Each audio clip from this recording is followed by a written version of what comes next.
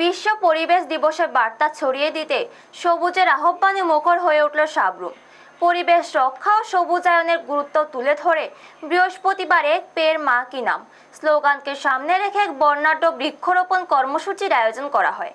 সাবরুম নগর পঞ্চায়েত ও মহকুমা প্রশাসনের যৌথ উদ্যোগে মৈত্রী সেতু সংলগ্ন শহীদ বেদি প্রাঙ্গণে অনুষ্ঠিত এই কর্মসূচিতে বিভিন্ন প্রজাতির গাছের চারা রোপণ করা হয়। অনুষ্ঠানে পরিবেশ সংরক্ষণ, জীববৈচিত্র্য রক্ষা এবং ভবিষ্যৎ প্রজন্মের জন্য একটি সুস্থ ও বাসযোগ্য পরিবেশ গড়ে তোলার উপর বিশেষ গুরুত্ব আরোপ করা হয়। অনুষ্ঠানে উপস্থিত অতিথিরা বলেন, পরিবেশের ভারসাম্য রক্ষা এবং জলবায়ু পরিবর্তনের বিরূপ প্রভাব মোকাবিলায় বৃক্ষরোপণের বিকল্প নেই। তাই প্রত্যেক নাগরিককে আরও বেশি করে গাছ লাগানো ও তার পরিচর্যা করার আহ্বান জানায় তারা।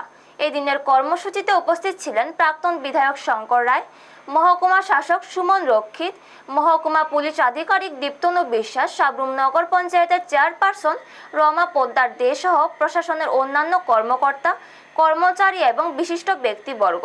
এই বৃক্ষরোপণ কর্মসূচি পরিবেশ সচেতনতার বার্তা ছড়িয়ে দেওয়ার পাশাপাশি সাধারণ মানুষের মধ্যে সবুজায়নের প্রতি আগ্রহ আরও বাড়িয়ে তুলছে।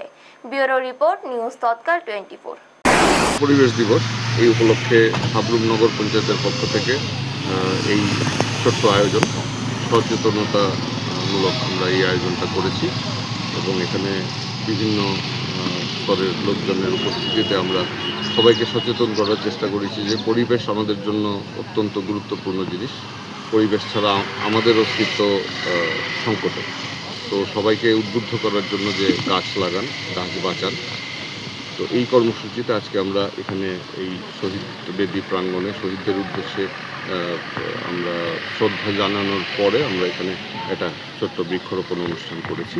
এখানে সমস্ত অতিথিবৃন্দরা গাছ লাগিয়েছেন এবং আমরা এই গাছ লাগিয়ে আমরা এটা দেখাতে চেয়েছি, সবাইকে ইন্সপায়ার করতে চেয়েছি যে আপনারাও গাছ লাগান, আপনারাও